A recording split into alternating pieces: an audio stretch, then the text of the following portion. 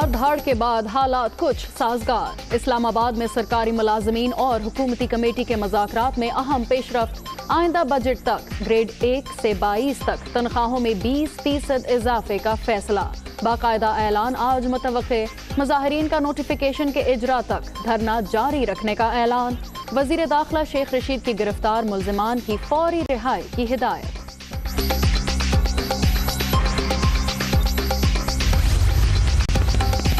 इस्लामाबाद में मुलाजमीन पर तशद्दुद काबिल मुजम्मत। मुजाहिरीन से दुश्मन जैसा सलूक ना किया जाए। आसिफ जरदारी। सेलेक्टेड हुकूमत मुलाजमीन के जायज मुतालिबात तस्लीम करे। बिलावल का मुतालिबा। वो दुश्मन नहीं, अपना हक मांगने वाले गरीब पाकिस्तानी हैं। मरियम नवाज। कोरोना मजीद 57 अफराद की जान ले गया। अब तक 12,185 अमवात। 24 घंटे के दौरान 1,502 नए मरीज। मुहलिक वायरस से 5,59,093 शहरी मुतासिर। 30,225 एक्टिव केसेस।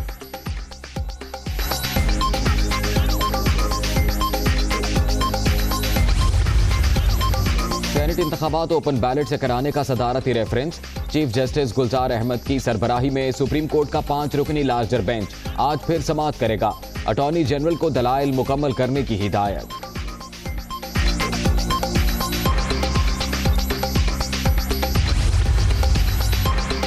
सेनेट इलेक्शन मार्च में होंगे। इंतखाब के लिए अगले माह के 2, 3 और 4 तारीख तजवीज़। इलेक्शन कमीशन ने शेड्यूल तैयार कर लिया। हतमी मंजूरी के बाद आज जारी किया जाएगा। सेनेट इलेक्शन से पहले एक खिलाड़ी आउट। मुजफ्फरगढ़ से रुकने पंजाब असम्बली सरदार खुर्रम लगारी का पार्टी छोड़ने का फैसला। आजाद जीतकर पीटीआई में शामिल हुआ। जब अवाम के मसाइल ही हल नहीं होने तो क्या फायदा। खुर्रम लगारी।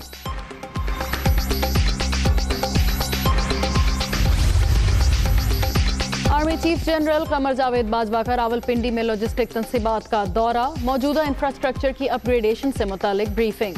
सिपा सलार की मुकामी तौर पर असलहा की तैयारी की तारीफ।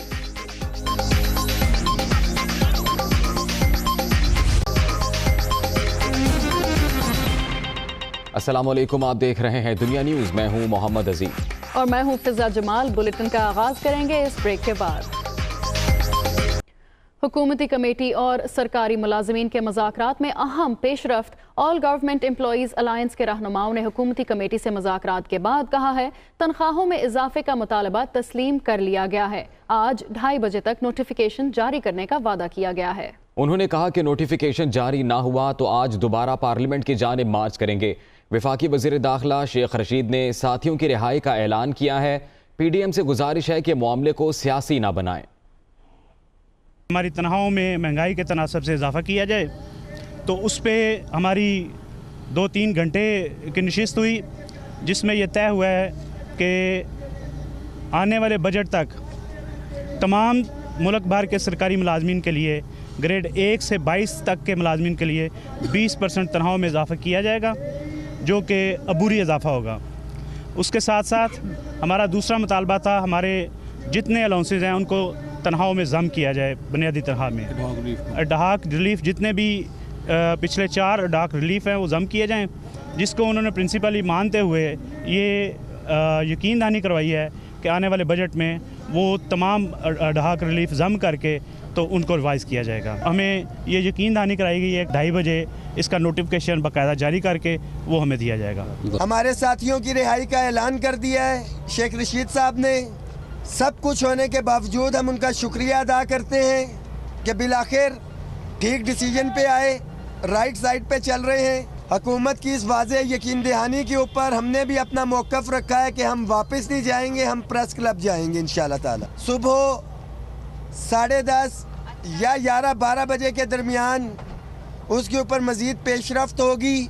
जो हमारी डिमांड्स हैं, नोटिफिकेशन नहीं होता तो फिर हम दोबारा से पार्लियामेंट की तरफ आएंगे। मैंने पहले भी रिक्वेस्ट की थी, जब पता लगा PDM ने ऐलान किया है कि खुदारा इस मामले को सियासी ना बनाएं, ये मुलाजमीन का इज्तिमाई काज है, मुलाजमीन इसके लिए जंग लड़ रहे हैं, मुलाजमीन को अपनी जंग खुद लड़ने दें। तो शहर इक़्तिदार में सरकारी मुलाजमीन अपने मुतालबात के हक में सरापा एहतजाज हैं। इस वक्त ताज़ा तरीन क्या सूरत हाल है, ये जानेंगे नुमाइंदा दुनिया न्यूज़ यासिर हमारे साथ मौजूद हैं।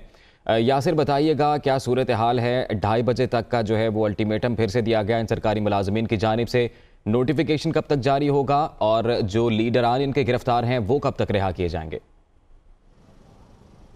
जी बिल्कुल, इस वक्त हम मौजूद हैं डी चौक के मुकाम पर, जहां पर सरकारी मुलाजमीन अभी भी सरापा एहतजाज हैं। 80% तक इनके मुतालबात जो हैं वो मान लिए गए हैं। एक तो जो सरकारी कमेटी है जिसमें शेख रशीद अहमद, वज़ीर दिफा परवेज़ खटक, अली मोहम्मद ख़ान, उनके साथ इनके सरकारी मुलाजमीन के मुज़ाकरात हुए और 20% तक 1 से लेके 22 तक के जो मुलाजमीन हैं उनकी तनख्वाहों में 20% इजाफ़ा किया जाएगा और ये जो इजाफ़ा होगा ये बजट तक अबूरी इजाफ़ा होगा, लेकिन मुल्क भर के तमाम सरकारी मुलाजमीन की तनख्वाहों में ये इजाफ़ा किया जाएगा। इसी तरह से लेडी हेल्थ वर्कर जो है उनका जो मामला है वो सूबों को भेजा जाएगा और सूबों को ये श्योरिटी ली जाएगी कि वो इनका मामला जो है वो हल करेंगे।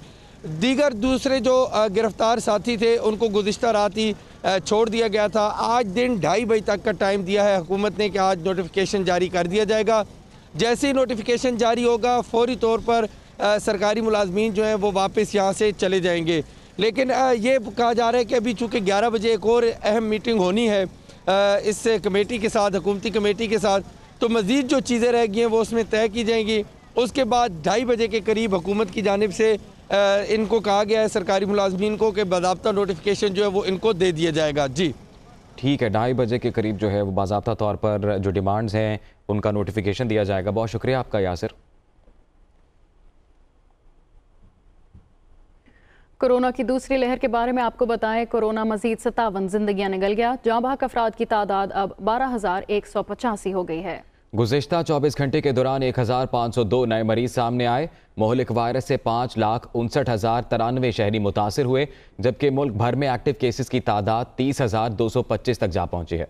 कोरोना मुसलसल इंसानी जानों को निगल रहा है। NCOC के जारी करदा ताज़ा एदाद शुमार के मुताबिक गुज़िश्ता 24 घंटे के दौरान 57 अमवात हुई, जहाँ बहक अफराद की मजमूई तादाद 12,185 हो गई। गुज़िश्ता 24 घंटे के दौरान 1,502 नए मरीज सामने आए। मोहलिक वायरस से अब तक 5,59,093 शहरी मुतासिर हुए। मुल्क भर में एक्टिव केसेस की तादाद 30,225 तक जा पहुँची।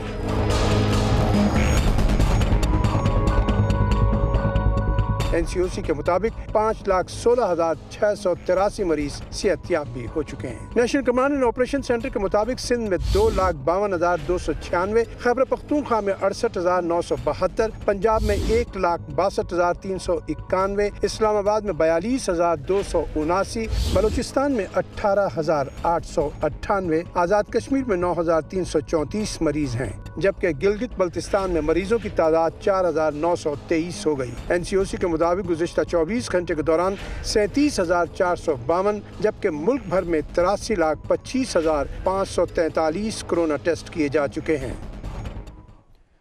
कराची के इलाके गुलशन इकबाल के बाग से कब्जा हटवाने का डिप्टी कमिश्नर का वादा वफा ना हो सका। इलाका मकीन सरापा एहतजाज हैं। फैमिली पार्क पर गैर कानूनी तामीरात तेजी से जारी है और कोई पूछने वाला नहीं। सना फातिमा की रिपोर्ट।